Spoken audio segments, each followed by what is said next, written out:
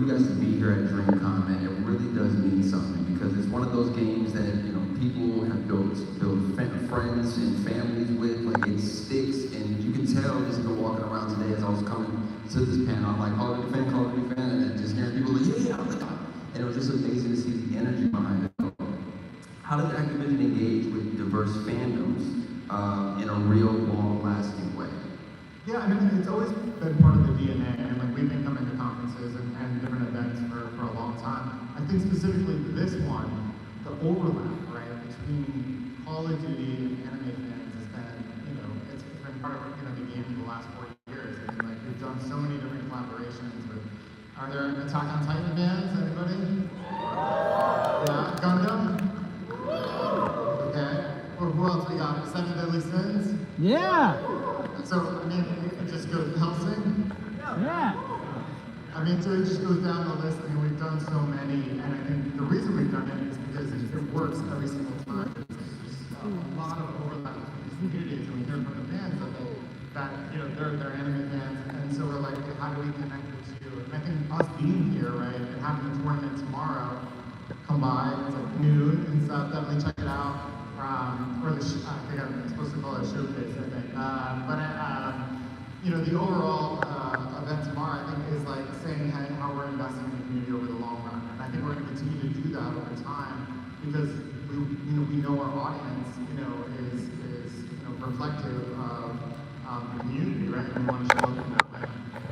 Beautiful, man. I want to play a video really quickly before we get into this next segment. It is. Where's Joe? What's going on?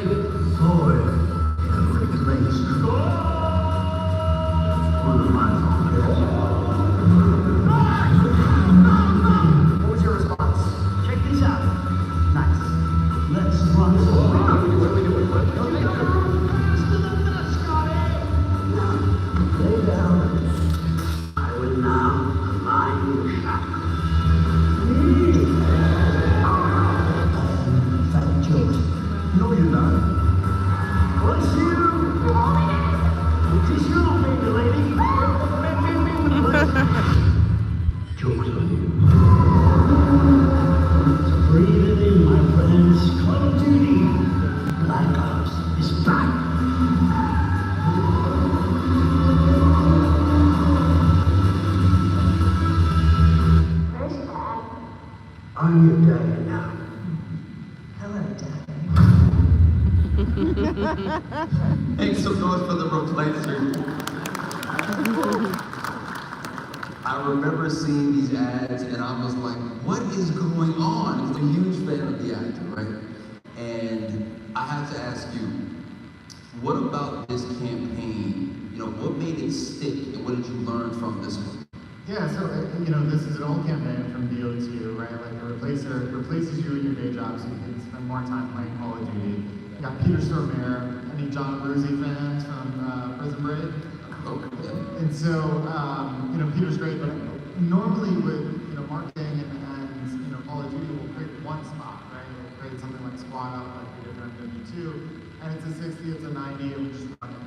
Here, we're like, okay, how do we actually make 40 different spots? And how do we appeal to as many people as possible and have them show up in kind of unconventional places, right? Whether it's like Jeopardy and Wheel of Fortune, or, you know, having them show up as Anthony Edwards, or The Weeknd and stuff. So in a lot of ways, it's showing up as many places as possible and really kind of diversifying our image strategy.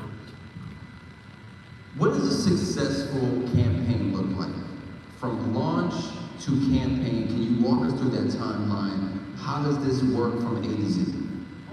You know, one of the biggest indicators for success is thinking about what people are saying and listening to social media and the community itself, right? And so yes, you can measure sales all the way up and pre-orders, but a lot of what, how we look at momentum is really looking at the community, using social listening and being able to kind of measure, okay, what are people saying about us, and how can we react to it in real time? What makes a good brand partner for Call of Duty? Yeah, I mean, it goes back to those 3 S's, right? Like, I think there's a lot of ways to think about partnership, right? Like, so there's, brands that we partner with, like Monster and Polaris and Herman Miller, and, I think we think about it from a stature, swagger, scale standpoint, right? Like, are they bringing a level of scale from a media standpoint? Are they allowing us to do something and show up in places that we wouldn't be, like a convenience store, right? Like a 7-Eleven? Or, are they bringing something from a culture standpoint that really makes it unique? I think there's other partners, so those are kind of the big ones. And then we'll have opportunities where we'll have like a capsule collection with the hundreds, right? Or Yeti, right? Where we'll make a cooler for them. And those kind of are one-offs, but I think tap more into the cultural piece of like, let's just do something that will really, the community can really respond to. And then there's these collaborations that we're doing with other big brands and integrating them into our other big IP and integrating them into the games, so like Squid Games or Teenage Mutant Ninja Turtles. And looking at some of those where are they helping us grow our audience and reach new audiences, or are they resonating really strongly with our current audience? And some of them are opportunistic, right? I think looking at the Squid Game opportunity, we wanted to do that 4 years ago when the first season of Squid Game came out. And Netflix was like, oh, we're already past that. Let's move on to the next thing. So we had to wait 4 years to make that integration happen. But in a lot of ways, timing is a big, component of it, and it's looking at that audience overload. For me, I remember mentioning to you when the Ninja Turtle skins hit, I lost it because that was something I never would have expected to see in a Call of Duty game. So I made sure to get my Ninja Turtle skins. I made sure to get my Gundam skins. Anybody in the crowd, what's your favorite skin you're using if you have it for one of the collaboration IPs? You can yell it out. Anybody?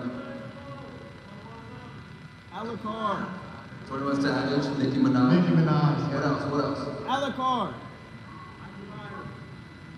Green jacket skin. I like it. So was it Alucard?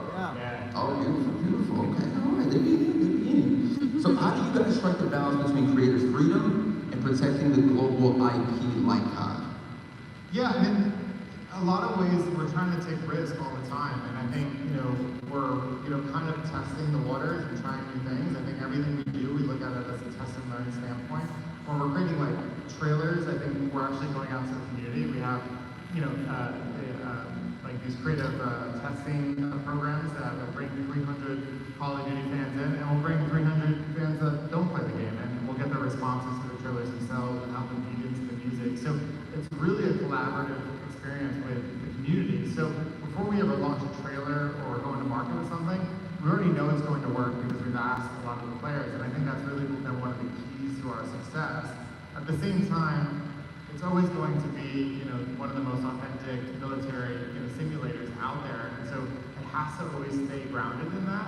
But it doesn't mean that we can't expand and try new things and test the waters with, IP collaborations or, putting Nat King Cole in our, Verdant spot, for Unforgettable. What a moment, man. Well, I still can't get over the Ninja Turtles. Like, that's the one for me. Like, my mom's somewhere in the room, and that was my thing with Ninja Turtles growing up. And I remember she had called me, I was like, Mom, I can't talk right now because the Ninja Turtle skins just dropped. It was the whole thing for me. Why has collaboration become a core growth lever, not just an add-on, like for a brand like Call of Duty? Why are collaborations so important to this?